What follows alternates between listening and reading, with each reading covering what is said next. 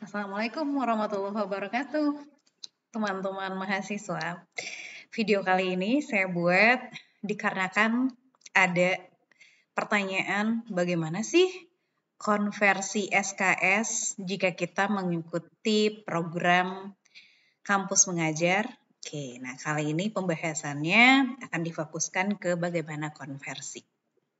Oke, begini teman-teman.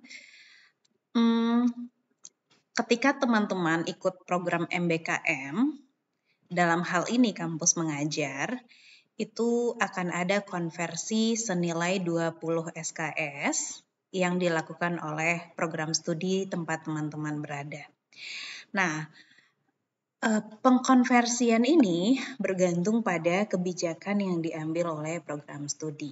Nah, karena saya bekerjanya di Pendidikan Ilmu Pengetahuan Alam S1 di UNP, maka penjelasan saya ini berdasarkan kepada kebijakan yang diambil di prodi tempat saya bekerja.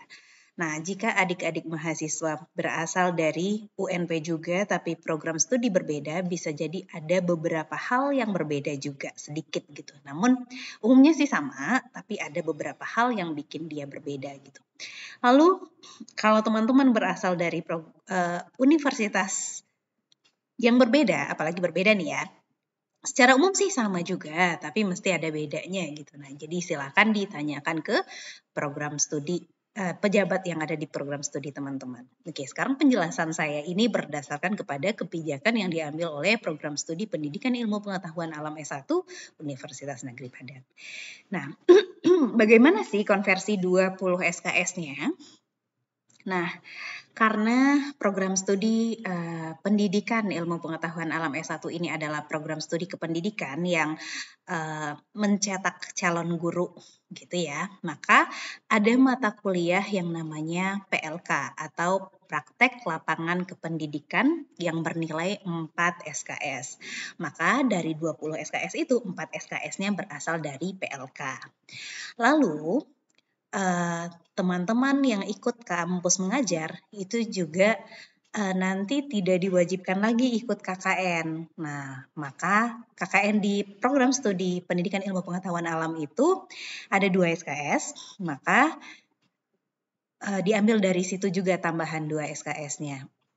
Berarti 4 ditambah 2 udah 6 ya. Lalu berikutnya, diambillah 6 SKS dari mata kuliah pilihan program studi.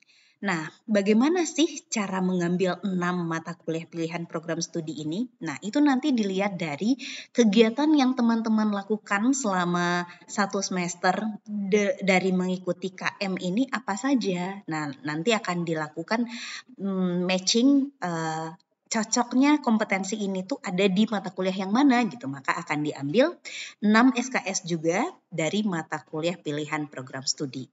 Berarti total udah 12 SKS ya teman-teman. Nah, sisa 8 SKS-nya itu diambil dari mata kuliah kompetensi pendukung MBKM yang ada di program studi Pendidikan Ilmu Pengetahuan Alam. Nah, ada 12 mata kuliah yang masuk kategori kompetensi pendukung MBKM. Nah, saya akan sebutkan. Yang pertama, ada namanya kemampuan bekerja sama dalam tim. Nilainya adalah 3 SKS.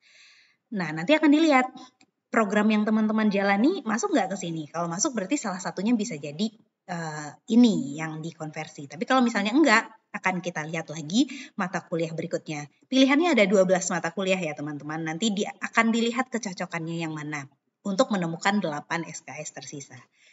Yang kedua, ada kemampuan memecahkan masalah yang nilainya juga 3 SKS. Yang ketiga, ada kemampuan mencari peluang bisnis. Bernilai 3 SKS juga.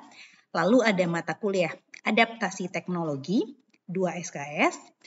Kreativitas dan inovasi, 2 SKS. Kepemimpinan dalam pembelajaran, 2 SKS. Media pembelajaran digital dan TIK, 2 SKS. Literasi teknologi informasi, 3 SKS. Manajemen fasilitas pembelajaran, 3 SKS. Ketelitian, 3 SKS. Pengembangan diri berkelanjutan, 2 SKS. perencanaan pembelajaran 2 SKS. Nah, jadi ini totalnya berapa SKS ya kalau dijumlahin? Nah, dari total 12 mata kuliah kompetensi pendukung MBKM ini, jumlah SKS-nya adalah 30 SKS. Namun, kita hanya mengambil 8 SKS saja, karena yang 12 SKS-nya sudah dapat ya. PLK 4, KKN 2, lalu ada 6 SKS dari mata kuliah pilihan program studi, 8 SKS-nya dari mata kuliah kompetensi pendukung MBKM. Jadi seperti itu.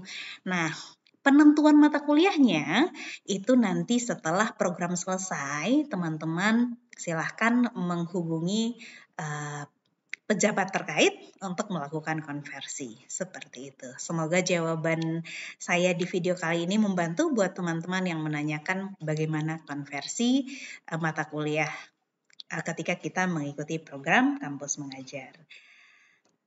Oh ya, terselip lagi satu pertanyaan yang ingin saya jawab melalui video ini.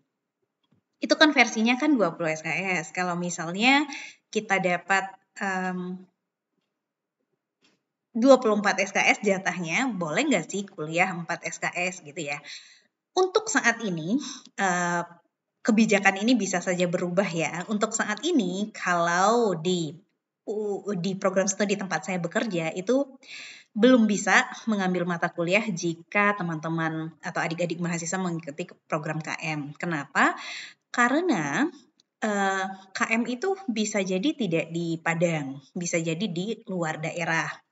Ataupun kalaupun di Padang, kadang-kadang tuh tidak memungkinkan untuk datang ke kampus sesuai dengan jadwal mata kuliah.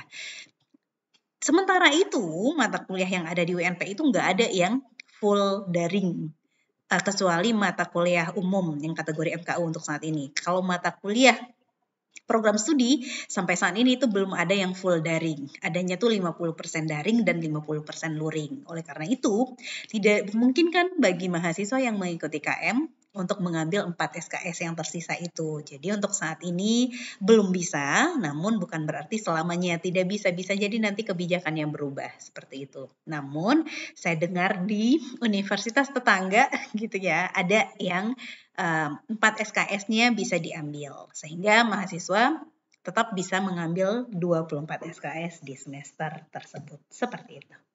Namun ini kembali lagi ya ke kebijakan program studi tempat teman-teman berkuliah. Oke, semoga video kali ini membantu, dan jika masih ada pertanyaan, silakan tanyakan di kolom komentar dan akan saya jawab di video berikutnya. Assalamualaikum warahmatullahi wabarakatuh.